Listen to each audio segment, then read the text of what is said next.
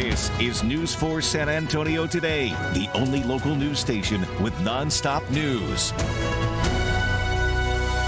There's a giddiness in the air because of Jeannette's forecast, so stick around for that. Good morning. Nonstop news starts right now. We are the only TV station in town commercial free until the top of the hour. We have you covered this morning. You just heard from Jeannette, and she'll give us a deeper look on the weather again in a few moments. We got some issues there, traffic. A lot of issues. Yeah, not Joy. Good. Let's start with you, Joy. What's going on here?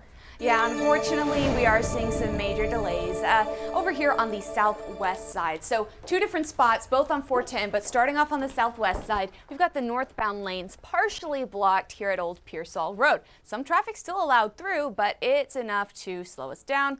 At least a 10-minute delay, and that traffic is stretching back to I-35. Meanwhile, over on the east side, this issue has started to clear. This was the northbound lanes of 410 at I-35 here on the opposite side of town. Still a minor delay, but much better than when we started now that we have those lanes back open. Rest of San Antonio, here's what it looks like. Fairly quiet morning, I would say, despite that issue on the southwest side, and we'll continue to watch it for you with your on-time traffic. There are new developments into the deadly July 4th floods in the Hill Country. The Senate and House General Investigating Committees plan to meet and study what happened. They want to find ways to boost Texas preparedness and responses during natural disasters. Lieutenant Governor Dan Patrick says someone representing Camp Mystic will be invited to testify. House Speaker Dustin Burrows appointed 5 lawmakers to the Senate panel. That includes Democratic Senator Jose Menendez of San Antonio and Republican State Senator Pete Flores of Pleasanton. Well, October is National Pedestrian Safety Month. TxDOT wants to remind everyone to look out for pedestrians. And obviously, with Halloween just around the corner, that is something to keep in mind as well. That's right. News 4 San Antonio's Christina De Leon has more on what you can do to stay safe. Good morning, Christina. Yeah, good morning, Marissa. Good morning, everyone. You know, fall also brings fewer daylight hours, which means reduced visibility out on the roadways. And then also trick-or-treaters will be out there too. So you have to be really careful for those little ones out on the streets. Just last October in Texas, 89 pedestrians were killed. In fact, pedestrian-involved traffic crashes are actually on the rise in Texas, up 25% from 2020 through 2024. And in the San Antonio area last year, there were 769 traffic crashes involving pedestrians, resulting in 168 pedestrian serious injuries. Now, one of them sadly involved U.S. Air Force Major Brianna Cole Pickerel, the 31-year-old security expert at Joint Base San Antonio Lackland. She was jogging with her dog just a year ago when she was hit by a driver at a crosswalk in Alamo Heights. Here's what her mother said. I have had sorrow, but never this level of sorrow. Our world is different. We do have a huge hole in our heart. This is the deepest hurt. Our family tree has a huge branch completely missing. Brenna's youthful death will always be a raw wound in our heart. Now today, TxDOT's going to have a couple of billboards up to remind drivers just to be courteous on the roadways and watch out for those pedestrians. The first one's going to be on the south side over of Zarzamora and West Pyron, and the second one's going to be up later at Blanco and West Avenue on the north side. So again, something to keep in mind, especially as I mentioned with those trick-or-treaters up in a couple of weeks. They're going to be out on the streets and less visibility on the roadways now that we're in fall. Reporting live, I'm Christina De Leon. We will send it back to you in the studio. All right, Christina, thank you. About 15 minutes now before 7 a.m. Testimony resumes today in the trial of 3 former San Antonio police officers charged with shooting and killing a local woman. So yesterday, the jury looked at body cam video of an incident that happened in June of 2023 when officers shot Ms. Perez at her apartment. She was having a mental health crisis when officers responded to a disturbance call. They claim she grabbed a hammer. They shot her in self-defense, they say. Officer Jose Rojas remembers talking to her before the shooting. He says she was cooperating, but then became upset when asked about her mental health. Get offended, just start getting a little bit of, I guess, kind of a little bit more angrier.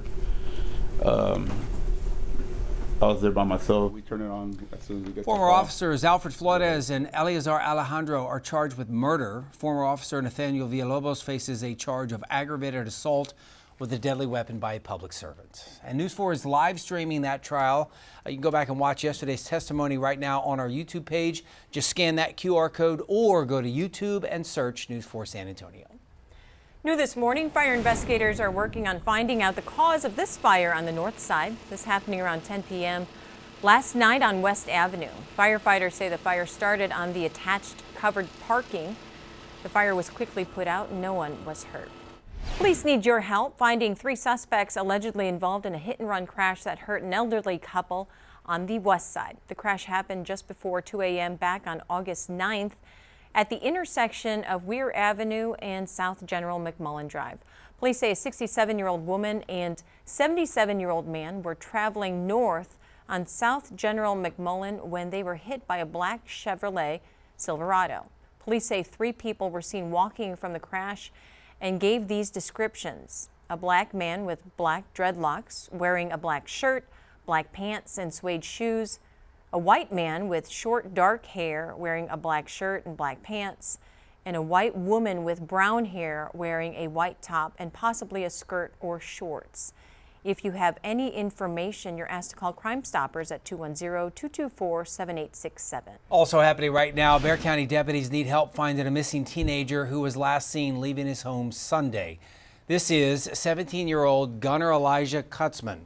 He was seen leaving his home voluntarily by his mother around 6 p.m. He stands about 6 feet tall, was last seen wearing a blue shirt, black shorts, and navy blue Crocs. Deputies say his mother believes that Gunnar may be with an adult family member or an unknown friend. If you know where he is, if you see him, again, his name's Gunnar. Call the Bexar County Sheriff's Office, 210-335-6000.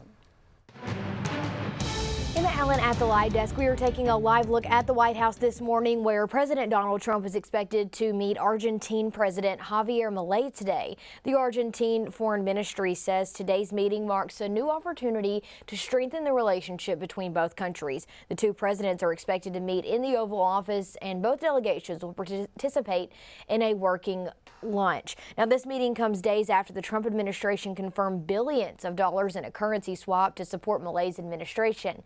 That's the latest from the live desk. All right, Emma, thank you. October's National Manufacturing Month happening today. Bexar County and community partners are highlighting the local manufacturing business. News 4 San Antonio's Tawny Davis is live in the newsroom to share details on how these educational programs prepare people in Bexar County for careers in that field. Good morning, Tawny. Good morning. Today, with the help of Commissioner Rebecca Clay Flores, Bexar County Economic and Community Development, and some community partners, they will officially recognize October as Manufacturing Month in Bexar County by sharing the local educational programs that are shaping the future of our workforce. So one of those programs is Texas Track, a 10-week training program that equips students with both technical and soft skills needed to thrive as entry-level technicians. Officials with the program say by connecting people with these career opportunities, they are not only strengthening the manufacturing workforce, but helping them build brighter futures. Bexar County will also be highlighting a future event where students learn more about the manufacturing business. There, they will also get to see products that have been made right here in San Antonio, while gaining insight to industry trends, emerging technologies, and local education pathways. So the official proclamation for Manufacturing Month will be taking place during Bexar County Commissioner's Court, and that will be happening later this morning at 9 a.m. Reporting live in the Content Center, I'm Tawny Davis. Back to you. All right, Tawny, thank you. Early voting in Bexar County for the November 4th election starts next Monday. Some items, obviously, that have gotten a little attention will be on the ballot. That includes Proposition A, which would raise the county hotel occupancy tax to help pay for nearly $200 million in upgrades to the Frost Bank Center and the rodeo grounds there on the east side. Proposition B would be using a hotel and rental car tax to increase spending of more than $300 million to help pay for a new Spurs downtown arena. There's also school funding measures and a lot more on the ballot as well. Urge you to go online and check that out, do your research. Early voting runs through October 31st. Election Day is Tuesday, November 4th. Speaking of becoming educated, the countdown on all of this is just around the corners. We talked about Propositions A and B, those on the ballot. I want to help you make an informed decision on all of this. So we are having a town hall meeting right here on News 4 starting tomorrow night. Go ahead, let's see that full screen if we can, show everybody what we're talking about here. We put together a group of local experts to discuss all of this. The Downtown Showdown is what we're calling it. It's tomorrow night at 6 o'clock right here on News 4 San Antonio. SpaceX marked a major milestone with its latest Starship launch in South Texas Monday. We have liftoff. Go Super Heavy. Go Starship. Thanks for all those. This was the company's 11th flight test of its Starship mega rocket, but lifted off from SpaceX's launch site in Starbase, Texas. The company completed its hour-long test flight of one of the largest rocket systems ever constructed. SpaceX hopes to develop the rocket to complete a moon landing for NASA by 2027. Now your certified most accurate 4-zone weather with meteorologist Jeannette Calle. Just so cool. All right, here's what to expect weather-wise locally. So the pleasant mornings, those are going to stick around through the rest of the week. Afternoons do stay hot. Now tomorrow in the morning we'll have lows mostly in the 60s, but there will be some upper 50s up across portions of the hill country. 70s continue right along the Rio Grande. Afternoon high temperatures, upper 80s to low 90s. Will be right around 90 degrees this afternoon. Tomorrow right around 90, and then with a few more clouds on Thursday, we'll be closer to 88. It gets hot on Saturday. That's out ahead of a front, which will be moving across the area. However, no big cooling with it, just lower humidity and temperatures that will be a couple of degrees lower going into Sunday and Monday. Dry pattern stuck in place, and here's why. We have this upper level ridge, this large area of high pressure still sitting across the region. That's going to keep storms away. There's a storm approaching the west coast, but as that moves off towards the east, it's going to stay off towards the north. There is rain falling, but it's around the rim of that area of high pressure. We're seeing some patchy light showers moving across West Texas, the Panhandle, and there are some light showers approaching deep South Texas. It is a lot more active across the central and high plains, and even back across the Intermountain West, seeing some snowfall there. And notice with that storm approaching California, there's plenty of rain that's approaching central and southern California. Locally, there could be a shower or two over our far southern counties, otherwise clouds increasing there this afternoon. Tomorrow looks fairly quiet. We'll see clear skies in the morning, then mostly sunny for the rest of the day. Thursday, with that flow off the Gulf, we'll see more clouds here, and there could be a few sprinkles from the cloud cover in the eastern zone and near the coast. Looking ahead, so Saturday will be pretty hot with highs in the low to perhaps even mid-90s in a couple of spots. That's ahead of this front, which will be moving across North Texas. Looks like the rain with it will be farther to the north and east, anywhere from Dallas to Houston early on Saturday. Then Saturday evening moving towards the lower Mississippi River Valley. Behind it, humidity drop. And that's going to help low temperatures to cool down once again Monday morning. But check what happens late next week. It looks like this front, which will be a stronger front, does make it this far south, and that one likely to produce some rainfall and also some much cooler temperatures. The Climate Prediction Center rainfall outlook after the 21st above normal for the area. So that's something to look forward to next week. Looks like we'll be transitioning to more fall weather late next week. In the meantime, yeah, pretty warm out there today. 60s, comfortable at least until 8 a.m. and then at noon we're in the low 80s. Here's a look at your 7-day forecast. Just a 10% rain chance with that front on a Saturday. 63 degrees for that low Monday morning. Here's the extended forecast for everybody else. If you missed this here, you can get it online at news4sa.com. Live again to the southwest side of San Antonio, where we have an accident that has shut down part of Loop 410. This is the northbound lanes at Old Pearsall Road. We've been watching this for the past 20 minutes or so. Still up to about a 15-minute delay in that area. Traffic stretching back to I-35. That is the only accident that we are dealing with at the moment. So moving forward with your morning, the highways are pretty clear everywhere else. A little bit congested downtown in those northbound lanes of I-35. So keep that in mind, but no other major lane closures to watch out for. That's the latest with your on-time traffic.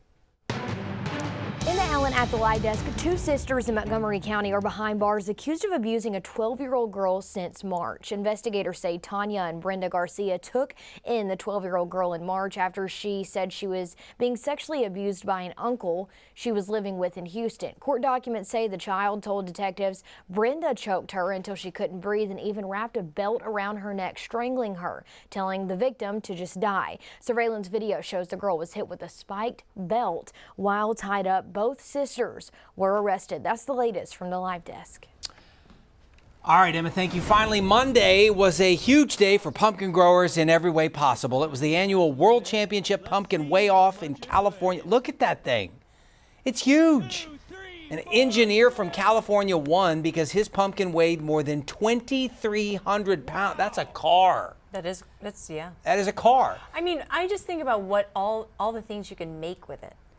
Pumpkin bread. I don't think you want pie. any of that. For that, he gets $20,000. By the way, this is like revenge because last year he finished second by just 6 pounds. So this year he won it. A fun little fact here, giant pumpkins can grow anywhere between 50 and 70 pounds a day. Wow, that's amazing. Like I said, I mean, you have to make a lot of stuff with it. You can't. I don't think you can make any stuff because the only way you could cut it, I think, is with a chainsaw. You don't need anything after. You can clean it, rinse it. Rinse it. You have a lot of pumpkin seeds. You ever have pumpkin seeds? Yeah. They're delicious. Yes, that's a lot of pumpkin seeds. I don't know. I think those things are freaks. I don't think they have. I don't think it's real pumpkin inside. So you're just going to waste 23,000 pounds. Probably. Well, I got $20,000 out of it. His kids helped him do it, which seems like a fun little thing to do as a family. So it grew all summer. Tell him goodbye. Thanks for watching.